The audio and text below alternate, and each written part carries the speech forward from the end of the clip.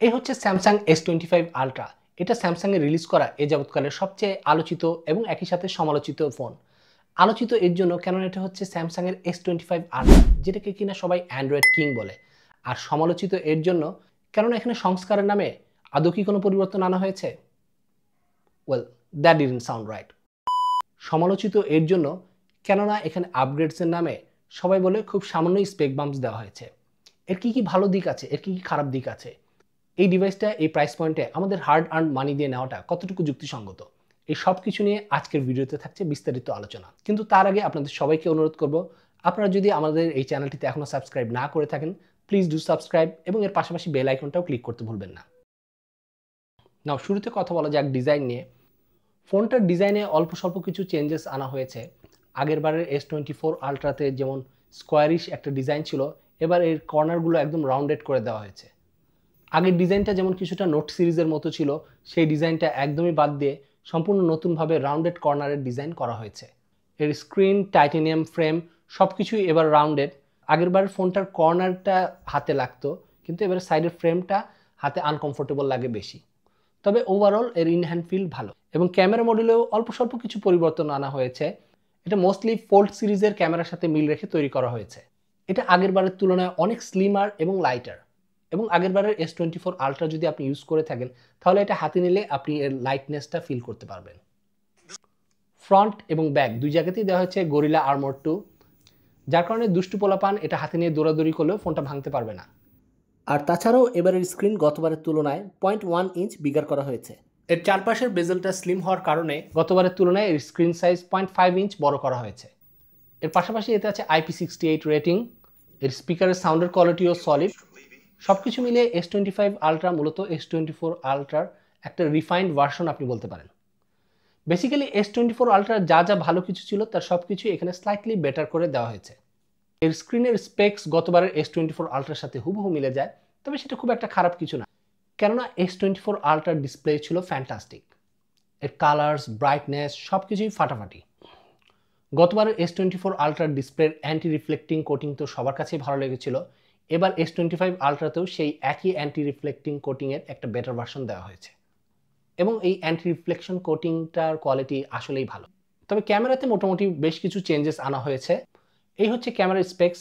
এবং এবার S25 আলট্রাতে আমরা পাচ্ছি নতুন একটা 50 মেগাপিক্সেলের আলট্রা ওয়াইড অ্যাঙ্গেল সেন্সর। কিন্তু ক্যামেরা স্পেক্সের চেয়ে ক্যামেরা ট্রিক্সের কোয়ালিটি কিন্তু আসলে চোখে পড়ার মতো। ভিডিওতে পাচ্ছি 10 বিট HDR এর সাপোর্ট। ভিডিও আপনারা চাইলে লগ ফরম্যাটেও রেকর্ড করতে পারবেন। সাথে আছে এক্সপার্ট র সাপোর্ট। এক্সপার্ট র এবার 200 মেগাপিক্সেল সাপোর্ট করে। তাছাড়াও নতুন অনেক এনডি ফিল্টার এফেক্টস দেওয়া হয়েছে এতে। কিন্তু সবচেয়ে ভালো লেগেছে যে বিষয়টা, ভিডিও রেকর্ডিংয়ের সময় খুব স্মুথলি আপনি জুম করতে পারবেন। আগের দিনের ক্যাম কর্ডারে যেরকম জুম করা যেত, এটার জুমটা আমার কাছে কিছুটা ওরকমই মনে হয়েছে। সিঙ্গেল টেক ফিচারও বেশ কিছু আপগ্রেড দেওয়া হয়েছে। যেমন প্রি রেকর্ড 5 সেকেন্ডের একটা অপশন আছে, যেটাতে কিনা 5 সেকেন্ড প্রি রেকর্ড দিতে পারবেন। কাজে আপনি যদি ক্যাপচার বাটন প্রেস করতে ভুলেও যান, তারপরেও ছবি উঠবে এবং এটা প্যারেন্টসদের জন্য খুবই হ্যান্ডি। এতে দেওয়া হচ্ছে ভার্চুয়াল অ্যাপারচার, যেটিতে কিনা বোকে এফেক্টটা আপনি রিয়েল টাইমে অ্যাডজাস্ট করতে পারবেন।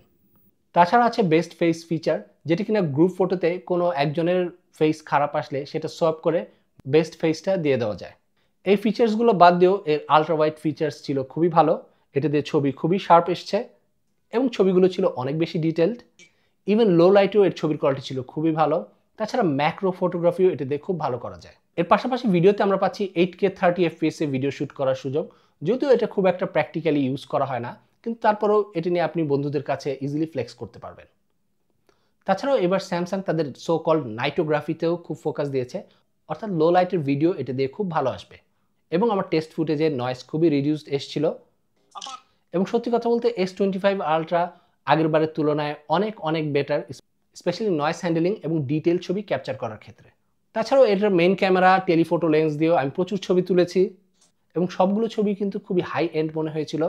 ফ্ল্যাগশিপ ফোনগুলোর ছবি আসলে যেমন হয়, কালার্স ছিল খুবই ভালো এবং এক্সপোজারও ছিল অন পয়েন্ট। তবে পোর্ট্রেট মোডের কথা স্পেশালি আসলে মেনশন করতে হয়। স্যামসাংয়ের আলট্রা সিরিজের পোর্ট্রেট মোড আমার কাছে আগেও ভালো লাগতো, কিন্তু ওটা আইফোনের সাথে যখন কম্পেয়ার করতাম তখন কোয়ালিটি কিছুটা কমই মনে হতো। কিন্তু এবার S24 আলট্রার পোর্ট্রেট মোডের ছবি ছিল আসলেই দুর্দান্ত। স্পেশালি স্ক্রিন টোন এটা খুবই ভালো হ্যান্ডেল করতে পারে এবং আশপাশের ব্লারনেসও ছিল খুবই ন্যাচারাল। মুভিং অন, কথা বলা যাক এআই ফিচার নিয়ে, কারণ স্যামসাং তাদের S25 এর ইভেন্টে এআই নিয়েই মোস্টলি ফোকাস করেছে। S24 আলট্রাতেই কিন্তু এই হোল এআই মুভমেন্টটা শুরু হয়েছে এবং এবার S25 আলট্রা তাদের এই এআই ফিচারটাকে আরও এক স্টেপ এগিয়ে নিয়ে গেছে। এবারের এআই ফিচারগুলোর মধ্যে আমার সবচেয়ে ফেভারিট ফিচার হচ্ছে নাও ব্রিফ ফিচার। এটা আপনার স্ক্রিনটা লক থাকা অবস্থায় একদম নিচে শো করে এবং এটা দিনের ভিন্ন ভিন্ন সময়ে ভিন্ন ভিন্ন অ্যাডভাইস দিবে আপনাকে। যেমন সকালে এটা ওয়েদার সম্পর্কে আপনাকে আপডেট দিবে, এর পাশাপাশি ক্যালেন্ডার ইভেন্টসের একটা নোটিফিকেশন দিবে। রাতের বেলা এটা নেক্সট ডের অ্যালার্ম শো করবে, নেক্সট ডেতে কী কী ইভেন্টস আছে সেটা রিমাইন্ড করে দিবে এবং এটা আমার মতো মন ভোলা মানুষের জন্য আসলেই খুবই কাজের এবং এটা ইউজ করতে করতে আরও অনেক বেশি পার্সোনালাইজড করা যায়। এবং সবচেয়ে ইন্টারেস্টিং ব্যাপার হচ্ছে এটা অন ডিভাইসে কাজ করবে, অর্থাৎ ইন্টারনেট না থাকলেও এই আপডেটটা আপনি পাবেন। শুধু তাই না, এর পাশাপাশি অনেক গ্যালাক্সি এআই ফিচারই এবার অন ডিভাইসে কাজ করছে, যেমন নতুন অডিও ইরেজার।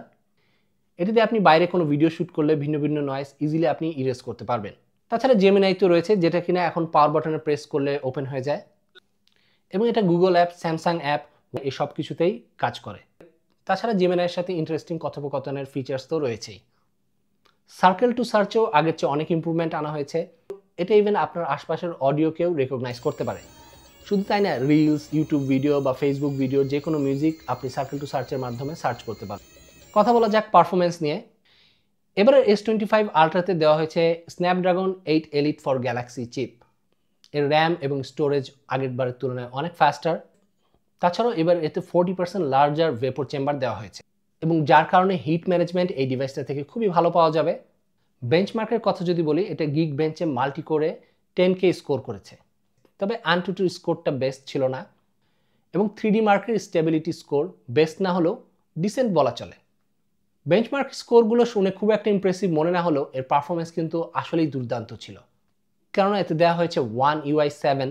তাছাড়াও এ থেকে আমরা পাচ্ছি 7 ইয়ার্স অফ ওএস আপডেট এবং 7 years of security patch update.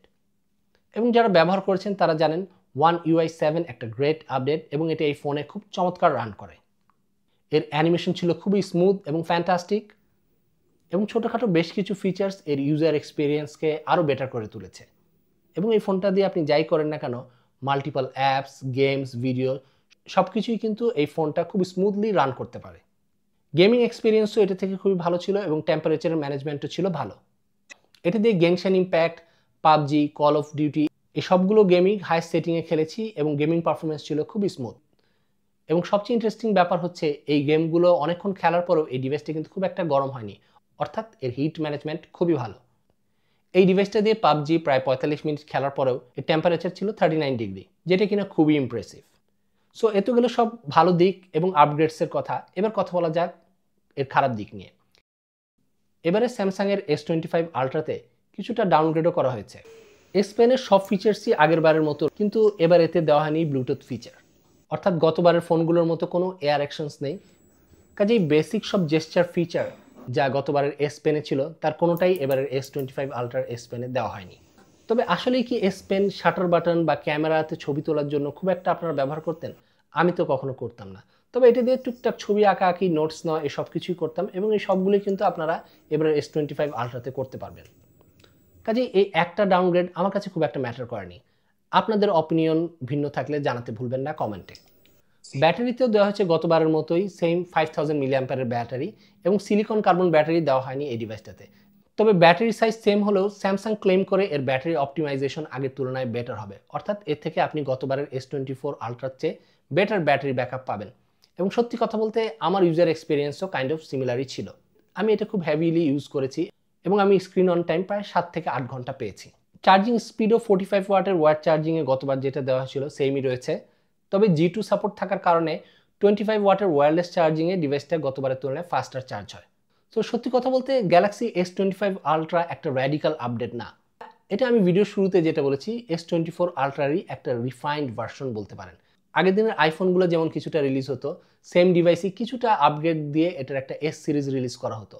এটাও কিছুটা কিন্তু ওরকমই, কিন্তু এখন যেহেতু সবারই প্রত্যেক বছর নতুন নতুন একটা ডিভাইস চাই, তাই ওরা ডিভাইসের নাম্বারটা চেঞ্জ করে অল্প কিছু স্লাইটলি স্পেক বাম্পস দিয়ে নতুন নামে ডিভাইসটা রিলিজ করছে। কেননা S24 ultra or even S23 ultra এত গ্রেট একটা ফ্ল্যাগশিপ ডিভাইস ছিল, সেই ডিভাইসগুলো ছিল অলমোস্ট পারফেক্ট এবং পারফেকশনকে ইমপ্রুভ করা আসলেই ডিফিকাল্ট। এবং এই S25 আলট্রা গত বছরের S24 আলট্রার পারফেকশনকেই কিছুটা ইমপ্রুভ করার ট্রাই করেছে এবং আমি বলবো এটা অনেক ক্ষেত্রেই সফল। তবে হ্যাঁ, স্যামসাং চাইলে এর ডিজাইনে আরেকটু ইমপ্রুভমেন্ট আনতে পারত, ব্যাটারিতে সিলিকন কার্বন ব্যাটারি দিতে পারত এবং এই ছোটোখাটো আপগ্রেডগুলো যদি এই ডিভাইসটাতে দেওয়া হতো, এটা অলরেডি একটা ভালো ডিভাইস, কিন্তু এটা আরও বেটার একটা ডিভাইস হতে পারত। কিন্তু এই সব কিছুর পরেও S25 আলট্রাকেই কিন্তু থ্রু অফ দ্য ইয়ার একটা আলটিমেট অ্যান্ড্রয়েড ফ্ল্যাগশিপ ডিভাইস হিসেবে কনসিডার করা হবে। S25 আলট্রা নিয়ে কোনো প্রশ্ন থাকলে কমেন্টে জানাতে ভুলবেন না। ভিডিওটা ভালো লাগলে অবশ্যই লাইক এবং শেয়ার করবেন। চ্যানেলটিতে নতুন হয়ে থাকলে প্লিজ ডু সাবস্ক্রাইব। সো আজকের মতো বিদায় নিচ্ছি, দেখা হচ্ছে নেক্সট কোনো ভিডিওতে। সবাই ভালো থাকবেন, সুস্থ থাকবেন।